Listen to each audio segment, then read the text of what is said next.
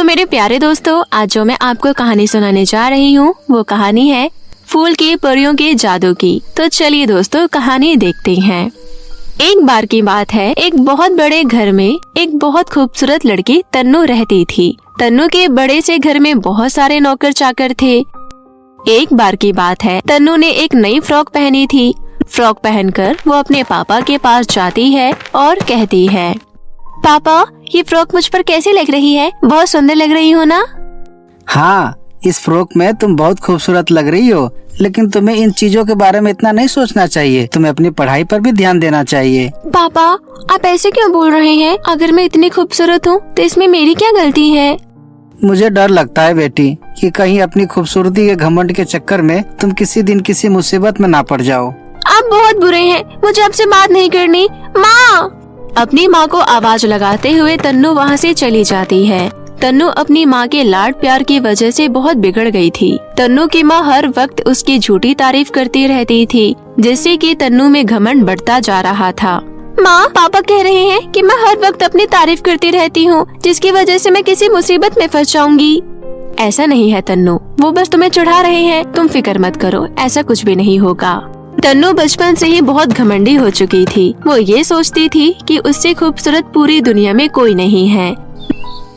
एक दिन तन्नू जब अपने बगीचे में घूम रही थी, वहाँ बहुत ही रंग बिरंगे प्यारे प्यारे फूल लगे हुए थे। उन फूलों को देखकर ऐसा लग रहा था जैसे इंद्रधनुष ने अपने रंग इधर उधर फैला दिए हैं। तन्नू भी उस खूबसूरती का आनंद ले रही थी। तभी उसने देखा कि एक बहुत गरीब लड़की उसके बगीचे में झांक रही है। अरे वहाँ पर कौन है? अरे इस गरीब लड़की की इतनी हिम्मत, किसने मेरे बगीचे को देखा? इतनी गंदी दिख रही है ये। तन्नू उसके पास जाकर गुस्से में कहती है, कौन हो तुम और यहाँ क्या कर रही हो? चली जाओ यहाँ से। उस गरीब लड़की का नाम पायल था। पायल को बगीचे के फूल बहुत सुंदर लग रहे थे। वो उन फूलों को बस एक बार पास से देखना चाहती थी। मुझे तुम्हारे बगीचे के फूल बहुत पसंद है, एक बार मुझे इन्हें पास से दिखा दो। बिल्कुल नहीं, मैं तुम जैसों को अपने बगीचे में घुसने भी नहीं दे सकती। चली जाओ यहाँ से। ये प्यारे प्यारे फूल सिर्फ मेरे लिए उगाए गए हैं, तुम इन्हें नहीं देख सकती। तन्नू की बातें सुनकर पायल को बहुत बुरा लगा और वो वहाँ से चली गई। तभी तन्नू को अचानक से किसी की आवाज सुनाई दी। कितनी बदतमीज बच्ची है। अरे ये आवाज कहाँ से आ रही है? तन्नू इधर उधर देखने लगी। वो गुलाब के फूल की ओर बढ़ी। तभी वहाँ से छोटी सी प्यारी सी गुलाब के फूल में से एक परी निकली। उसने रेड कलर की ड्रेस पहनी हुई थी। उस छोटी सी फूल परी ने जैसे ही तन्नू को देखा, उसे गुस्सा आ गया। तुम कौन हो? तुम कितनी प्यारी लग रही हो। मुझे तुम्हारे जैसे लोगों से अपनी तारीफ सुनना बिल्कुल पसंद नहीं है। तभी वहाँ पर गेंदे के फूल में से पीली परी निकलती है और जैस्मीन के फूल से सफेद परी निकलती है। उन सभी को देखकर तन्नू हैरान हो जाती है। तुम सब कितनी खूबसूरत हो। हमें अपने गंदे हाथों से छूने की कोशिश मत करो। ये सुनकर तन्नू को बहुत बुरा लगा, क्योंकि आज से पहले उससे इस तरह किसी ने बात नहीं की थी। तभी जैस्मीन फूल परी बोलती है, तुम उससे ऐसे क्यों बात कर रही हो? वो भी तो छोटी बच्ची है। इसने उस छोटी बच्ची से भी ऐसी ही बात की थी जो हमें देखने आई थी। खैर, मैं यहाँ और नहीं रुक सकती। ये घमंडी लड़की मुझे बिल्कुल पसंद नहीं है। इतना कहकर गुलाब फूल परी वहाँ से चली जाती है, जिसे देखकर तन्नू उदास हो गई। तभी जैस्मीन फूल परी ने कहा, तुम उदास मत हो, मैं हूँ जैस्मीन फूल परी और ये है गेंदा फूल परी। मैं हूँ तन्नू, मुझे तुमसे मिलकर बहुत अच्छा लगा। तभी जैस्मीन फूल परी अपनी जादू की छड़ी से अपने फूलों में खुशबू डाल देती है और गेंदा फूल परी भी अपने फूलों में रंग और खुशबू भर देती है। ये सब देखकर तन्नू कहती है, तुम ये सब कैसे करती हो? ये हमारा काम है। हम फूलों को सुंदर बनाते हैं और ये शक्ति हमें सूरज की किरणों से मिलती है। काश मैं भी एक परी होती। क्या तुम वाकई में परी बनना चाहती हो? हाँ, पर मैं सिर्फ आधे घंटे के लिए परी बनना चाहती हूँ। तभी जैस्मीन फूल परी ने अपनी जादुई छड़ी से तन्नू को अपने जैसी छोटी परी बना दिया। उसके बाद तीनों मिलकर कभी खेतों के ऊपर से उड़ रही थी तो कभी लोगों के घरों के ऊपर से उड़ रही थी। वाह, मुझे बहुत मजा आ रहा है।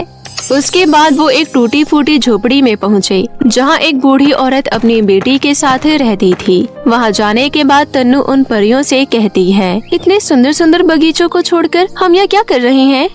क्योंकि हमें इनके घर के फूलों में रंग भरना बहुत पसंद है। परियां उन घर में लगे पौधों के फूलों में रंग भरने लगी और तन्नू उस घर में कौन रहता है ये देखने के लिए अंदर चली गई। तन्नू ने देखा कि वो बूढ़ी औरत अपनी बेटी से कह रही है, बेटा, मैं ये सूखी हुई रोटी खा खा कर तंग आ गई हूँ। मेरा कुछ अच्छा खाने का मन कर रहा है। मुझे पता है हमारे पास इतने पैसे नहीं हैं, लेकिन ये सूखी रोटियाँ अब मेरे दांतों से नहीं टूटती। आप फिक्र मत कीजिए मम्मी, मैं आज सुष्मिता मालकिन को ये सुंदर से फ्रॉक बेचने वाली हूँ जो मैंने खुद अपने हाथों से बनाई है। तभी तन्नू सोचती है, सुष्मिता, ये लोग मेरी मम्मी को कैसे जानते हैं? अरे ये फ्रॉक तो वही है जिसके लिए मैंने अपनी मम्मी से जिद किया था। ये देखकर तन्नू को उस परिवार के लिए बहुत बुरा लगता है। तभी उस बूढ़ी औरत ने कहा, पर बेटी, तुम उन्हें अपनी फ्रॉक क्यों बेचती हो? वो तुम्हें कभी ज्यादा पैसे नहीं देती हैं। इस बार तुम उनसे ज्यादा पैसे मांग कर देखना। हाँ माँ, मैं बोल कर देखूंगी। अगर उन्होंने मुझे ज्यादा पैसे दे दिए तो मैं आज रात ही आपके लिए चिकन बना दूंगी। इतने देर में परियों का भी काम खत्म हो चुका था। उसके बाद वो बूढ़ी औरत की बेटी फूलों के पास गई और उन्हें देखकर बहुत खुश होने लगी। उसके बाद परियां तन्नू को कहती है, चलो अब दूसरे घर चलते हैं। वो तीनों उड़ते उड़ते दूसरी झोपड़ी में पहुँची, जो कि बहुत पुराना और गंदा दिख रहा था। मुझे समझ नहीं आ रहा कि इतनी अच्छी अच्छी जगह छोड़कर तुम टूटी हुई झोपड़ियों में क्यों जा रही हो? तुम बगीचों में भी तो रंग भर सकती हो ना। काम खत्म करके इस बारे में बात करेंगे। उसके बाद परियों ने उस घर के आंगन में रखे हुए फूलों में बहुत खूबसूरत रंग भर दिया। वाओ, ये तो बहुत ही ज्यादा खूबसूरत लग रही हैं। उसके बाद वो तीनों घर के अंदर जाती हैं। वो देखती हैं कि घर में एक छोटी बच्ची है जिसकी सौतेली माँ उससे बहुत सारे काम करवा रही है। वो लड़की कोई और नहीं बल्कि पायल थी। ये तो वही लड़की है जिसे मैंने अपने बगीचे से भगा दिया था। इसको प्यार करने के लिए इसके माता पिता नहीं हैं। ये बात सुनकर तन्नू को बहुत दुख हुआ। उन्होंने देखा कि पायल आंगन में आई और फूलों को देखकर बहुत खुश हुई। ओह वाओ, कितने सुंदर फूल है और खुशबू कितनी अच्छी आ रही है। उसके बाद परी तन्नू से कहती है, ऐसे घर में हम इसलिए आते हैं ताकि हम इन्हें 2 पल की खुशियाँ दे सके, क्योंकि हमें खुशियाँ बांटना बहुत पसंद है। काश मैं भी असली परी होती तो मैं भी खुशियाँ बांट सकती। दोनों परियां ये सुनकर बहुत खुश हुई, क्योंकि तन्नू के मन में दूसरों के लिए प्यार जाग रहा था। तुम तो इंसान हो, तुम तो बहुत कुछ कर सकती हो। अच्छा, हम चलते हैं, तुम्हारा आधा घंटा पूरा हो चुका है। उसके बाद परियां वहाँ से गायब हो गई और तन्नू अपने असली इंसानी रूप में आ जाती है। अरे नहीं, अब मैं घर वापस कैसे जाऊंगी? तभी पायल तन्नू को देख लेती है और कहती है, तुम तो वही हो ना जिसने मुझे अपने बगीचे से बाहर निकाल दिया था। तुम अपने सुंदर बगीचे को छोड़कर यहाँ क्या कर रही हो? मैं रास्ता भूल गई। अब मैं वापस अपने घर कैसे जाऊँ? क्या तुम मेरी मदद करोगी? पायल बहुत दयालु थी। वो तन्नू की बात सुनकर उसकी मदद करने के लिए तैयार हो गई। तब तन्नू ने कहा, मैं तन्नू हूँ और तुम्हारा नाम क्या है? मेरा नाम पायल है। वो दोनों साथ में चलते चलते बातें करने लगती है। क्या तुम यहाँ रहती हो? हाँ, मैं इसी झोपड़ी में अपनी सौतेली माँ के साथ रहती हूँ। वो मुझे पसंद नहीं करती, लेकिन मुझे इस बात से कोई फर्क नहीं पड़ता क्योंकि वो मुझे खाना देती है। दोनों में दोस्ती हो जाती है और बातें करते करते वो घर पहुँच जाती है। पायल, तुम भी मेरे साथ मेरे घर के अंदर चलो। तन्नू ने घर के अंदर ले जाकर पायल को बहुत अच्छा खाना खिलाया। फिर वो उसे अपने साथ बगीचे में घुमाने ले गई और उसने पायल से कहा कि वो जितने फूल चाहे ले सकती है। उसने पायल को दरवाजे तक छोड़ा और उससे माफी भी मांगी। उसके बाद पायल वहाँ से चली गई। पायल के जाने के बाद तन्नू अपने पापा के पास गई। फिर उसने अपने पापा को पायल के बारे में बताया कि उसकी सौतेली माँ उसे बहुत परेशान करती है। तो तुम मुझसे क्या चाहती हो तन्नू? क्या वो हमारे घर में नहीं रह सकती? बिल्कुल रह सकती है। मुझे तुम पर बहुत गर्व है बेटी। तन्नू बहुत खुश थी। उसके बाद वो वहाँ से चली गई। उसके पापा भी अपनी बेटी के फैसले पर बहुत खुश हुए कि उसे दूसरों की कितनी फिक्र है। उसके बाद वो उसकी मम्मी के पास गई। उसकी मम्मी उसी कपड़े सिलने वाली लड़की से बात कर रही थी। मम्मी, मुझे ये फ्रॉक बहुत पसंद आई। मैंने आज से पहले इतनी सुंदर फ्रॉक कभी नहीं देखी। मुझे लगता है हमें इन्हें डबल पैसे देने चाहिए। तन्नू की बातें सुनकर उसकी मम्मी बहुत हैरान हुई। उन्होंने अपनी बेटी की खुशी के लिए उस लड़की को डबल पैसे दिए। वो लड़की बहुत खुश हुई और खुशी खुशी वहाँ से चली गई। तन्नू के पिता ने उससे वादा किया था, लेकिन वो पायल को अपने घर ले आए। पायल भी बहुत खुश थी। तन्नू समझ गई थी कि चेहरे की खूबसूरती से ज्यादा खूबसूरत इंसान का मन होता है। ये एक ऐसा सबक था जो शायद वो कभी नहीं भूल पाएगी। फूल की जादुई परियों ने उसको अच्छा सबक सिखाया था। जादुई गोल्डन लहंगा का जादू। बहुत समय पहले की बात है। किसी गांव में नीतू अपने माता पिता के साथ रहती थी। वे लोग बहुत गरीब थे। नीतू के पिता मजदूरी कर कर नीतू को गांव के सबसे अच्छे स्कूल में पढ़ा रहे थे। उस स्कूल में अमीर लोगों के बच्चे पढ़ा करते थे, लेकिन स्कूल में सभी बच्चे नीतू का बहुत मजाक बनाते थे। तेरे पिता कल मेरे घर आए थे, अनाज के बोरे उठाकर हमारे गोडाउन में रखवा रहे थे। मुझे तो समझ नहीं आता कि वो तुझे इतने महंगे स्कूल में कैसे पढ़ा रहे हैं। मेरे पापा पर मुझे बहुत गर्व है, वो मेरे हीरो हैं। नीतू और सिमरन की क्लास में एक लड़का अखिल भी पढ़ता था। अखिल दिखने में बहुत मनमोहक था। अखिल को हमेशा से ही नीतू का व्यवहार अच्छा लगता था, लेकिन ये बात सिमरन को बहुत बुरी लगती थी। वो नीतू की इस बात को सुनकर कहता है, तुम्हारी ये बात बहुत अच्छी है नीतू, कि तुम अपने पापा को हीरो मानती हो। लोग कुछ भी कहे, लेकिन तुम कभी भी अपने आप को छोटा महसूस नहीं करती, और मुझे तुम्हारी ये आदत बहुत पसंद है। Thank you Akhil. स्कूल में सभी बच्चे नई नई वीडियो गेम लाते और एक दूसरे को दिखाते, लेकिन नीतू के पास कभी कोई नई चीज नहीं होती थी। ये देख मेरा नया वीडियो गेम, तेरे पास क्या है? मेरे पास मेरी नई हेयर क्लिप है जो तुम्हारे वीडियो गेम से बहुत सुंदर है।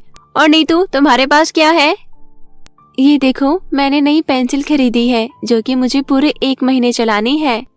हाँ, तुम्हारी इतनी महंगी पेंसिल। नीतू सभी बच्चों के सामने अपनी जरूरत का दिखावा नहीं करती थी, लेकिन वो जब भी अपने स्कूल में बच्चों के पास कोई भी नई चीज देखती थी तो वो अपने माता पिता से जाकर वैसे ही चीज मांगने की जिद करती थी। माँ मुझे नया हेयर क्लिप ला दो ना। ला दूंगी बेटा। कुछ दिनों बाद, माँ मुझे नया वीडियो गेम ला दो ना। ला दूंगी बेटा। ऐसे ही नीतू हमेशा अपनी माँ से कुछ न कुछ मांगती रहती थी, लेकिन उसकी माँ उसे हमेशा हाँ बोलकर बात टाल देती थी। तो तेरी मम्मी ने तुझे नया वीडियो गेम नहीं दिलाया ना? मुझे तो पता ही था वीडियो गेम लेना सबके बस की बात नहीं होती। नहीं सिमरन, मेरी माँ ने हाँ कहा है तो वो मेरे लिए वीडियो गेम जरूर लाएंगी। तभी वहाँ अखिल आ जाता है। दोस्तों तुम दोनों यहाँ क्या कर रहे हो? मैं अभी तुम्हारे घर आने ही वाली थी अखिल। लेकिन क्यों? भूल गई? परसों मेरा जन्मदिन है, आओगे ना? मैंने तुम्हें दिखाने के लिए बहुत महंगा और बहुत सुंदर गोल्डन लहंगा खरीदा है। क्यों नहीं आऊँगा, बिल्कुल आऊँगा। नीतू तुम भी आ रही हो ना? हाँ, मैंने नीतू को भी बुलाया है। उसके बाद तीनों अपने अपने घर चले जाते हैं। अपने जन्मदिन वाले दिन मैं इतनी सुंदर लगने वाली हूँ कि अखिल की नजर मुझ पर से हटेगी ही नहीं। फिर वो नीतू क्या चीज है? वहाँ अपने घर नीतू सोच रही थी, मेरे पास तो सुंदर लहंगा ही नहीं है, मैं क्या पहनकर सिमरन के जन्मदिन में जाऊंगी? ये सोचती हुई नीतू अपने माता पिता से कहती है, माँ पिताजी मुझे सिमरन के जन्मदिन में जाना है, लेकिन मेरे पास एक भी अच्छा लहंगा नहीं है। आप मेरे लिए लहंगा ला दीजिए ना। ला दूंगी बेटा। मैं हमेशा सुनती हूँ ला दूंगी, लेकिन आप ना हेयर क्लिप दिलाती हो ना वीडियो गेम, और आप लोग मुझे एक लहंगा भी नहीं दिला सकते। बेटी मजदूरी से इतने पैसे नहीं मिल पाते कि हम तुम्हारी सारी जरूरतों को पूरा कर सके, माफ करना। आप दोनों अच्छे माता पिता नहीं हो। ये बोलकर नीतू अपने कमरे में चली जाती है। उसके माता पिता को नीतू की भावनाएं महसूस हो रही थी। मेरी बच्ची को हम कुछ भी नहीं दे पाते, मैं अपने हाथों से अपनी बच्ची के लिए एक लहंगा बनाऊंगी। उसके बाद उसकी माँ पूरी रात बैठकर नीतू के लिए एक सुंदर सी लहंगा बनाती है, लेकिन वो लहंगा बहुत सारे कपड़ों को जोड़कर बनाई हुई थी। ये उसे ज्यादा पसंद नहीं आएगी। मुझे बहुत दुख है कि हम अपनी बेटी की छोटी सी ख्वाहिश भी पूरी नहीं कर सकते। मैं चुपके से उसके कमरे में जाकर ये लहंगा रख देती हूँ। उसके बाद रात को ही उसकी माँ दबे पांव जाकर नीतू के कमरे में लहंगा रख देती है। उस समय नीतू जगी हुई थी, लेकिन वो अपने बिस्तर पर सोने का नाटक कर रही थी। अपनी माँ के जाने के बाद नीतू फौरन उठकर वो लहंगा देखती है। क्या मैं ये गंदा सा लहंगा पहनकर सिमरन के जन्मदिन में जाऊंगी? लेकिन माँ ने बहुत मेहनत से इस लहंगे को अपने हाथों से बनाया है। नीतू उस लहंगा को देखकर खुश नहीं थी, लेकिन वो अपनी माँ की बनाई हुई लहंगा की कद्र करती थी, इसलिए वो लहंगा को अपने सिरहाने रखकर सिसक कर सो जाती है। उसी रात परीलोक से एक परी पृथ्वीलोक की सैर करने निकली थी। वो परी नीतू के बारे में सब जानती थी। ये बच्ची कितनी मासूम है, मुझे इसकी मदद करनी चाहिए। इसके बाद वो परी नीतू की माँ की बनाई हुई लहंगा को गोल्डन लहंगा में बदल देती है और वहाँ से चली जाती है। अगले दिन नीतू दुखी मन से उठती है और दुखी मन से अपनी माँ की बनाई हुई लहंगे को देखती है, लेकिन लहंगा देखते ही वो बहुत खुश हो जाती है, क्योंकि वो लहंगा अब एक गोल्डन लहंगे में बदल चुका था। नीतू जोर जोर से अपनी माँ को आवाज लगाने लगती है। उसकी आवाज सुनकर उसके माता पिता वहाँ आते हैं और वो दोनों भी नीतू के हाथ में गोल्डन लहंगा देखकर हैरान रह जाते हैं। माँ, मुझे लगता है कि मैंने कल नींद में इस गोल्डन लहंगा को किसी और रूप में देख लिया होगा। आप दोनों बहुत अच्छे हैं। आप दोनों मेरे लिए इतना सुंदर गोल्डन लहंगा लेकर आए। मैं बहुत बहुत बहुत खुश हूँ। उसके माता पिता दोनों ही उस गोल्डन लहंगे को देखकर हैरान थे, क्योंकि उन्होंने तो कोई और ही लहंगा वहाँ रखा था। लेकिन सुबह उठने के बाद वो लहंगा गोल्डन लहंगे में बदल गया। अपनी बेटी की खुशी देखकर उसके माता पिता ने अपनी बेटी का ये वहम नहीं तोड़ा कि वो गोल्डन लहंगा उसके माता पिता उसके लिए नहीं लाए। बस वो अपनी बेटी की खुशी देखकर ही खुश हो गए। उसके बाद नीतू वो गोल्डन लहंगा पहनकर सिमरन के बर्थडे पार्टी में जाती है। नीतू जैसे ही सिमरन के बर्थडे पार्टी में पहुंचती है, सभी की नजर नीतू पर ही टिकी होती है, क्योंकि नीतू बहुत सुंदर लग रही थी। अखिल भी नीतू को देखकर बिखर जाता है। तुम बहुत सुंदर लग रही हो नीतू। ये गोल्डन लहंगा तुम पर बहुत जच रही है। मेरी तो तुमसे नजर ही नहीं हट रही। ये सब देखकर सिमरन को बहुत गुस्सा आता है और वो नीतू को कहती है, कहाँ से मांग कर लाए तुम्हारे माता पिता ये गोल्डन लहंगा? क्योंकि इतना महंगा गोल्डन लहंगा तुम लोगों की खरीदने की औकात नहीं है। तुम बहुत बुरी हो सिमरन, तुम्हें कैसे कह सकती हो? ये बोलती हुई नीतू रोती हुई अपने घर चली जाती है और नीतू को मनाने के लिए अखिल भी उसके पीछे पीछे चला जाता है। ये सब देखकर सिमरन को बहुत गुस्सा आता है और वो अपने बर्थडे पार्टी में आए हुए सभी लोगों को भगा देती है। नीतू रुक जाओ, मत रो। अगर आज मेरे माता पिता का भी अपना व्यापार होता तो हम भी गरीब नहीं होते, हम भी बहुत अमीर होते। फिर मुझे सिमरन के ताने सुनने की जरूरत नहीं होती। तुम जैसी भी हो ठीक हो, अब चुप हो जाओ। उसके बाद नीतू अपने घर चली जाती है। घर जाने के बाद नीतू देखती है कि उसके घर में बहुत सारे खिलौने रखे हुए हैं। पिताजी, इतने सारे खिलौने हमारे घर में कहाँ से आए? बेटी, मैं सड़क पर चल रहा था और चलते चलते मुझे सड़क पर पड़ा हुआ एक लॉटरी का टिकट मिल गया और भाग्य से उस टिकट पर मुझे पूरे 1.5 लाख रुपए मिले। उसके बाद मैंने ही तुम्हारे पिता को कहा कि हमें किसी चीज का व्यापार शुरू करना चाहिए। धीरे धीरे कर ही इंसान आगे बढ़ता है। नीतू मन में सोचती है, लगता है ये गोल्डन लहंगा जादुई है, क्योंकि मैंने आधे समय अखिल से कहा था कि मेरे माता पिता का भी कोई व्यापार होता। मैं बहुत खुश हूँ। शुक्रिया मेरे प्यारे गोल्डन लहंगे। उसके बाद से नीतू के पिता अब मजदूरी छोड़कर अपने खिलौनों की दुकान चलाने लगे। धीरे धीरे कर नीतू के पिता खिलौनों के बहुत बड़े व्यापारी बन गए। अब उनका जीवन पहले से काफी अच्छा हो गया। तो कैसी लगी आपको हमारी ये कहानी? हमें कमेंट करके जरूर बताएं और इसे अपने दोस्तों के साथ भी शेयर करें। और हाँ दोस्तों, अगर आपने अब तक हमारे चैनल को सब्सक्राइब नहीं किया है तो प्लीज जल्दी से नीचे लाल बटन दबाकर अभी कर ले। तो मिलते हैं आपसे फिर किसी नई कहानी के साथ। तब तक के लिए आप अपना ध्यान रखें। धन्यवाद।